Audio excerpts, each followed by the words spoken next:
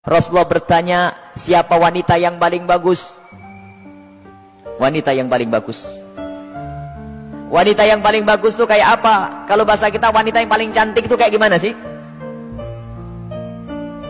Para sahabat Nabi bingung menjawab. Ada yang ngomong mungkin dalam hatinya berkata, mungkin sholatnya ya, mungkin puasanya, mungkin semuanya pakai mungkin.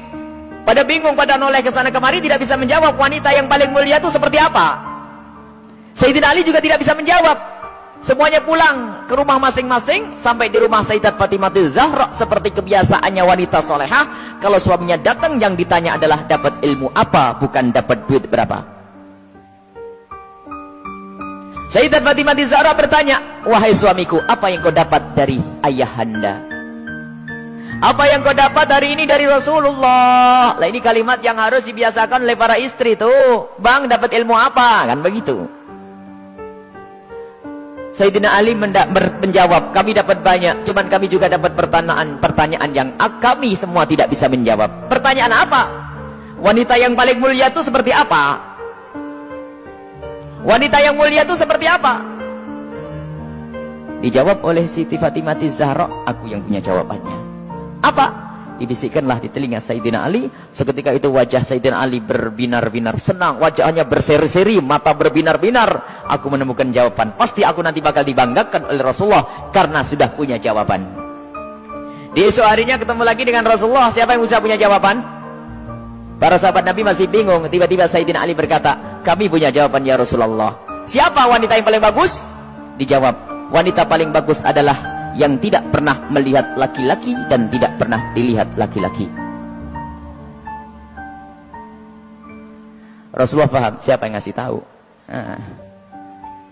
Siapa yang ngasih tahu? Sayyidina Ali malu. Yang ngasih tahu tentu orang yang paling dekat denganmu ya Rasulullah. Sayyidat Fatimah Zahra yang membisikkan bahwasanya wanita mulia adalah yang tidak pernah melihat laki-laki dan yang tidak pernah dilihat laki-laki. Maknanya apa? Bukan tidak melihat seperti ini, maknanya apa? Kalau dilihat laki-laki nggak senang. Dan kalau ada laki-laki tidak penasaran, siapa itu? Oh, hidungnya, oh ya, bukan itu rendah. Dan wanita mulia adalah di saat dilihat laki-laki itu merasa tidak nyaman, bukan malah goyang pinggulnya yang dientakannya ini. Ini wanita-wanita rendah. Malu kalau dilihat. Kalau merasa ada laki-laki memperhatikan, rasa risih, itu iman di dalam hatinya, itu kemuliaan, itu wanita mulia, itu maksudnya. Bukan lalu menutup, tak boleh dilihat, aku harus kamar saja. Bukan, keluar dengan cara yang wajar, dengan mahram, dengan kelombongan wanita, dan danannya tidak pamer, yang sederhana. Akan tapi lihat, di saat diperhatikan laki-laki merasa risih hatinya. Kalau semua yang ada di tempat ini merasa seperti itu, itulah pecinta Sayyidat Fatimah yang sesungguhnya. Sekarang rusak zaman. Wanita keluar semuanya pengen pamer apa yang ia miliki. Sudah begitu ngaku, aku pengikut Rasulullah. Aku sering hadir marhabanan. Maulid Nabi, ribuan manusia yang datang. Aku insya Allah dapat syafaatnya Rasulullah. Tapi nggak nyambung dengan Sayyidat Fatimah Zahra. Jadi kita harus berusaha untuk menjadikan diri para wanita-wanita ini merasa tidak nyaman, tidak senang kalau tubuhnya diperhatikan oleh kaum pria. Ini iman, itu kemuliaan. Jadi tidak nyaman. Dan itu ada sifat-sifat semacam ini. Ada merasa risih. Ada yang Masya Allah kalau sudah diperhatikan merasa, waduh wajahnya mulai putih, kuning, hijau tuh.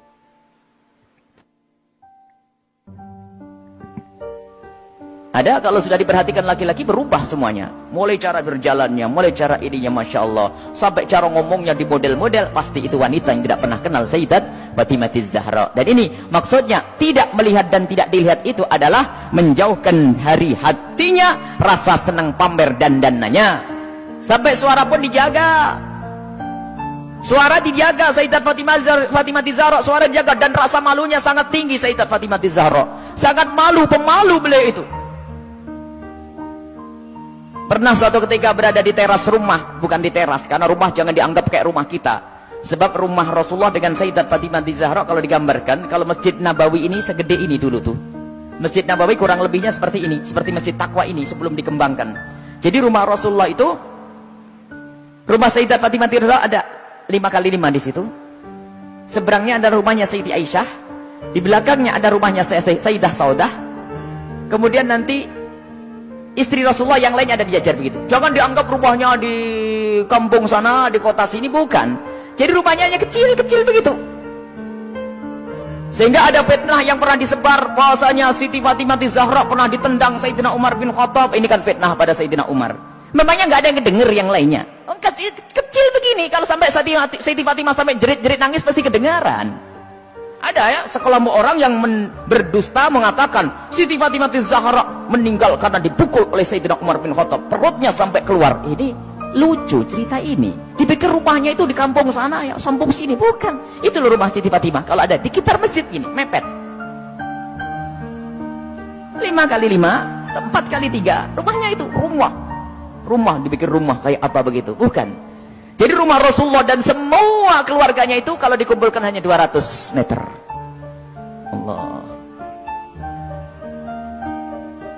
Dan sangat sederhana. Nah itulah, suatu ketika Sayyidat Fatimah Zahra berada di depan kamar, di depan rumah bersama Asma binti Umais. Asma binti Umais itu adalah bekas istrinya Ja'far At-Tayyar. Di saat itu ada jenazah yang lewat. Dan di saat ada jenazah yang lewat, tiba-tiba Siti Fatimah menangis. Dan menangisnya nggak kira-kira. Sampai Asma ketakutan. Kenapa wahai binti Rasulillah, wahai putri Rasulullah, engkau menangis seperti itu, ada apa? Kenapa engkau menangis? Baru setelah reda bisa menjawab, aku menangis, aku nanti pasti akan mati. Tentu engkau akan mati. Engkau akan mati. Bukan masalah kematian, tetapi aku tidak ingin nanti seperti itu. Kenapa dia? Lihat, semua orang yang meninggal akan diperlakukan seperti itu, dibungkus dengan kain kafan, lalu diangkat di kepalanya manusia, lekuk-lekuk tubuhnya terlihat. Alangkah malunya aku nanti jika aku mati, lalu diangkat di atas kepala manusia, lalu lekuk-lekuk tubuhku terlihat. Oh, mikir lekuk tubuhnya. Subhanallah. Setelah mati itu yang digambarkan, bukan waktu hidup. Ini ngaku pecinta Fatimah Zahra, ngaku pecinta Sayyidat Fatimah Zahra, tidak pernah merasa risih lekuk tubuhnya dilihat orang. Jadi Siti Fatimah Zahra itu merasa malu kalau nanti dilihat setelah meninggal. Lalu Asma bercerita, wahai Fatimah, waktu aku di Habasyah, aku melihat ada orang itu, kalau ada orang meninggal, itu dibuatkan satu kotak. Kemudian mayat dimasukkan ke dalam kotak, kemudian ditutup pelepah korma, sehingga tidak kelihatan itu. Kalau bahasa kita keranda. Mendengar jawaban seperti itu, Sayyidat Fatimah Zahra sangat senang dan menyambut dengan kegembiraan. Asma, aku berwasiat, kalau aku mati nanti, tolong dibuatkan aku seperti itu. Dan akhirnya setelah Sayyidat Fatimah Zahra meninggal, Asma sendiri yang membuat untuk Sayyidat Fatimah Zahra. Dan inilah di dalam sejarah disebutkan bahwa pertama kali orang pakai keranda di dalam Islam adalah Sayyidat Fatimah Zahra. Bukan masalah pertamanya, tapi kita harus tahu maksudnya apa. Ini loh yang penting. Maksudnya adalah menjaga kehormatan. Padahal juga nggak apa-apa orang mati, kelihatan auratnya pun tidak dosa. Orang meninggal tidak ditanya lagi oleh Allah. Akan tapi rasa malunya Sayyidat Fatimah Zahra sampai menghantarkan beliau untuk berwasiat kalau meninggal nanti agar dibuatkan yang demikian ini. Dan termasuk wasiat yang lainnya apa? Agar dikubur di malam hari.